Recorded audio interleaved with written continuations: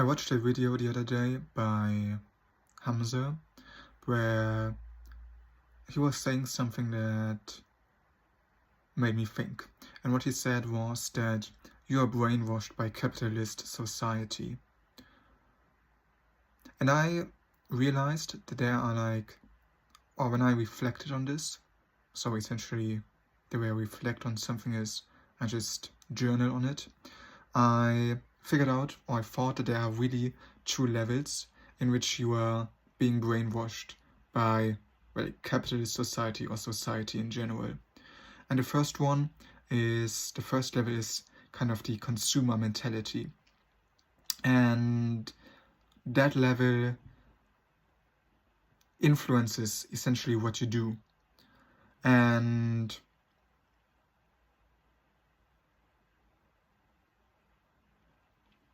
what the consumer mentality is and how you get out of it, I think it's three big areas. And the first one is that instead of using your money to consume, you want to use your money to invest. And the best way, or the two ways you can invest your money is you can invest it in skills or you can invest it in assets. And assets are essentially things that either create more money when you own them or that appreciate in value when you own them. And the second way that you can stop being in a consumer mentality is to create instead of consume. Because when you think about it, like TV and these days social media, they mostly want you to consume their content, and so that they can then sell ads on their websites and make money. And you don't want to be a consumer, you want to be a creator, because when you are a creator, you can kind of get a share of the ad money. I formulated this quite badly, but the key change you want to make is you want to stop consuming and you want to start creating. And then the third thing, and I think that's arguably almost the biggest thing, is the main thing that capitalist, or let's not call it capitalist, I don't really like that word, it has this political flair to it, but the main thing advertisements and the media landscape wants to sell you is essentially pleasure. And so the big underlying shift that you should make in your life in order to stop being in a consumer mentality is to seek discomfort, not pleasure, or to seek discomfort, not comfort. So that's level number one. Level number two is not what you do, but it is mostly what you aim for. And so obviously in a capitalist system, the main thing people aim for is money. And there are some good arguments to aim for money. I won't get into them right now, but people aim for money without ever reflecting or questioning why they are aiming for money. And because they never question what they aim for, the chances are very high that there are better things to aim for than money. And one of the ways money might not be the best thing to aim for is one of the reasons rather why money is not one of the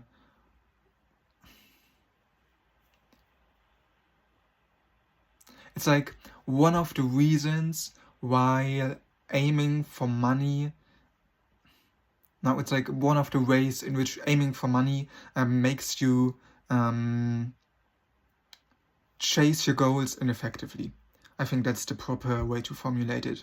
And essentially there's like, you can think of goals as like a structured system, and in this example it will have like there will be two tiers of goals. And so first what you really have are like your underlying goals, and those are like things like social acceptance, like being, or social status, I think is the better word, social status, or being happy, or maybe even health. And those are like the things, like most people, if you would ask them, do they want to be appreciated and looked up upon, looked up to by their friends, or do they want the respect of society and the friends and the people around them? They would say yes. Do they want to be happy? Obviously, yes. Do they want to be healthy? Obviously, yes. Now, let's take health out of this, because I don't think health is the best example, but most people definitely want social status, and they definitely want to be happy. And the way most advertisement works is they say that, oh no, that's the other level, that's the consumer level. We're on the money seeker level, on the level of goals. And the way living in a, let's call it capitalist society affects you is that you think that the best way to get social status and to get happiness is money. So when you think about it, like when you have an ad for a cool car, why do you want a cool car? Like, well, kind of probably not because it makes you travel so much more effectively, because in the end, at the end of the day, you can't really, the speed of your travels is like limited by the speed limits anyways, and by a bunch of traffic jams and all the red lights in the cities. So getting a more expensive car does not really make your travel better or faster, or it hardly does. What it mostly does is it gives you social respect, social status. Same thing with luxury cars, with luxury watches, Same thing with overly big houses, with yachts, if you're at that level. When you're watching this video, you're definitely not at that level. So really a whole bunch of shit you just buy subconsciously because you think you need it to get social status, and not because it actually solves a real problem in your life.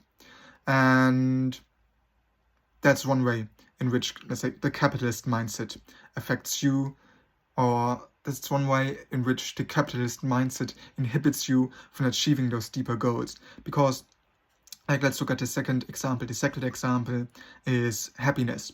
And when I think of happiness, what I think of is basically sitting somewhere in a luxury hotel on a beach where it's warm and it's the sunset.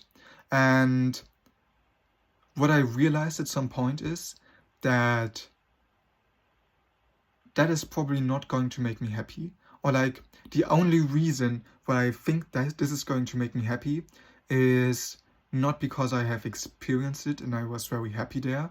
It's like, I've been on my fair bunch of vacations with my parents in my life, and they were nice. And they probably did make me happy, but arguably more so because I was in beautiful nature, and less because I was like sitting in some kind of luxury hotel. And so the main reason, also the argument here is that in order to get happiness, you need to, let's say, have the great car, have the great house, and live somewhere where the weather is great all the time, let's say. And that's like the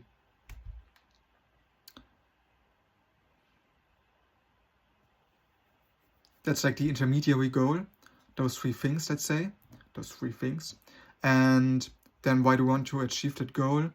Because you want to be happy. And well, how do you achieve those three goals, like the great car, the great house, and the nice country to live in? Well, by getting money.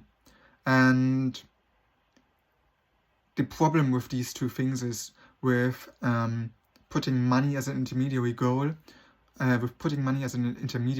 for achieving happiness and for achieving social status is that money or the things you buy with money, they are not really effective ways to become happy. Like when you look at research for happiness, things that make you happy are things like being outside in nature, being around actual true good friends, meditating daily, and something like making a gratitude journal daily. Like those four habits. Also like exercise outside. That's probably a better exercise in nature, let's call it that. Like, so exercising daily in nature, being around good friends or talking to good friends daily, meditating daily, and keeping a gratitude journal daily is probably going to do more for your happiness than if you do those things over a long period of time and also cut out other bullshit things like people that are shit friends to be around, too much social media, the news just in general, too much, I don't know, other unnecessary stressful things. So it's not only those four habits, but also it's cutting out other things.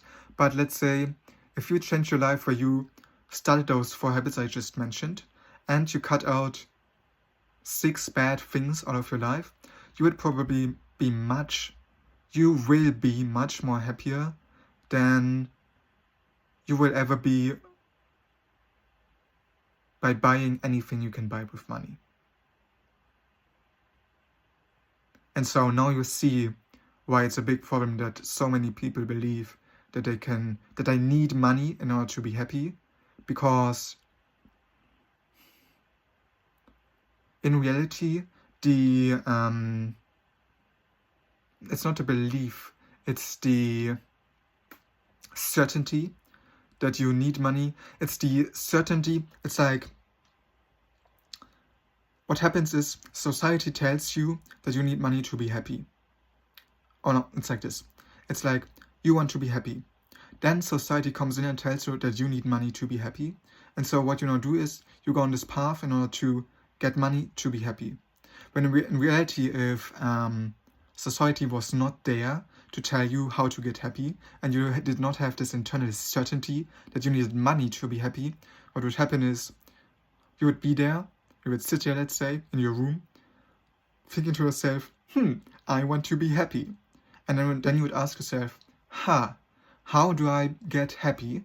And then you would, let's say, if you were smart, you would look in the scientific literature, and after a few weeks of research, you would find out that, okay, I need to do those 5 habits, I need to cut out those 5 things out of my life, and I need to do this consistently, and then I will be pretty damn happy for the rest of my life. And you can't find the true path to happiness because you are so certain that you already are on the true path to happiness. And then the same with social status. Like, you don't really gain social status by getting a nice car or getting a nice watch. Maybe in some social circles, but not really. You essentially get high social status by having good social skills, and by having like high self-respect and having good body language and being good at thinking clearly and articulating yourself, and by being a high integrity human being, which means that you don't lie and you do what you say you're going to do, and your words match your actions, which means you're not like diluted, you're crystal clear. Like, you say one thing and you do it, you're like clear on your identity. And that's how you will get social status effectively. And it's also the way, when you do these things, you also at some point you lose the desire for social status, because your self-respect comes from inside of you and you're not dependent on other people's approval. Your self-respect then isn't dependent on other people's approval. Yeah, that's it for the day.